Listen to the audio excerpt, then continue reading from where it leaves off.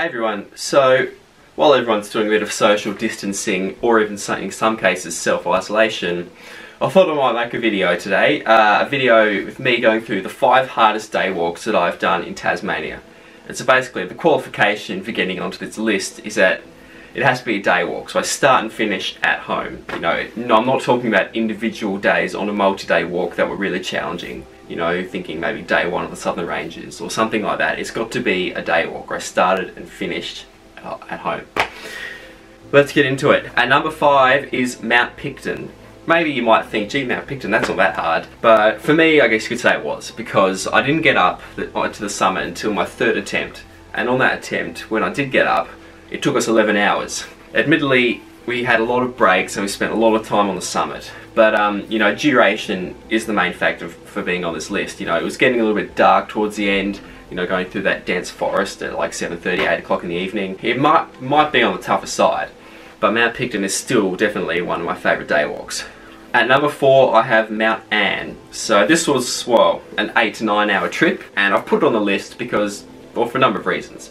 One is that it's extremely steep for the first 2 hours. You know, anyone who's done it would know it's pretty much up from the car park the entire way. And obviously you've got some extremely exposed climbing towards the end there, you know, when you're making that last little steep climb to the top. You know, a fall there could be catastrophic. And I guess that's, you've got the mental factors thrown in there for that last climb up to the summit. And you can throw in the fact that when I did Mount Anne, I actually lost the track when I was descending off Mount Eliza, so that makes it number 4 on the list for me. At number 3, I have Snowy North. So we're still in Southwest National Park here. This was one we didn't do until our 2nd attempt, and it was a 5-hour one-way trip to reach the top from Ted Ransley's road. And so the difficulty for me was in the navigation. While there was a pad most of the way, it was just extremely vague. You know, there's numerous paths of tape going everywhere.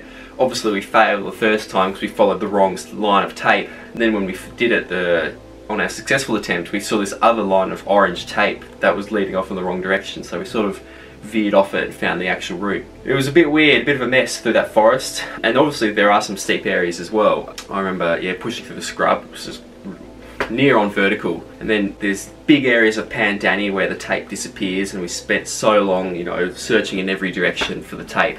And obviously, because it took so long, the final push to the top in the Alpine area was just really draining. It was a big relief to get to the top on that day, you know, but maybe I do see it harder than it actually is because I was less experienced at the time in terms of walking. You know, I've read other people's blogs and things like that, and they don't put it as hard as what I found it, so who knows. Top 2 now. Number 2 for me is Mensa More.